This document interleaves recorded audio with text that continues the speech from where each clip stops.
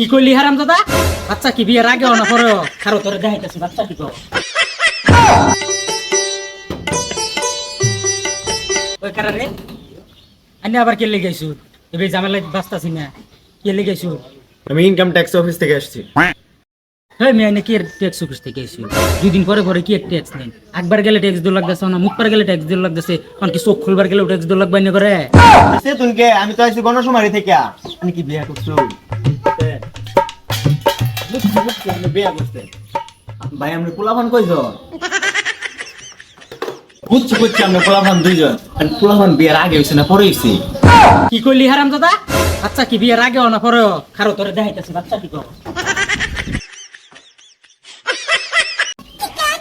আরে বাবা, জীবনের প্রথম এরকম বিপদে পড়ছিলাম, প্রথমবার বাচ্চা গেলাম।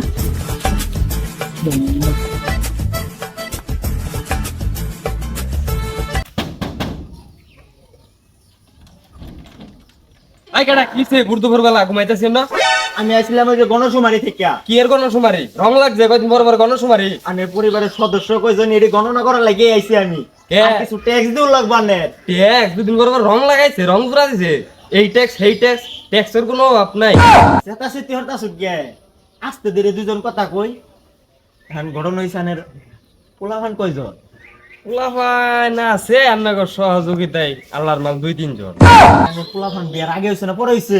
হ্যাঁ পোলাপান বিয়ার আগে হয়। মারানি ভাই তুই কি করলি?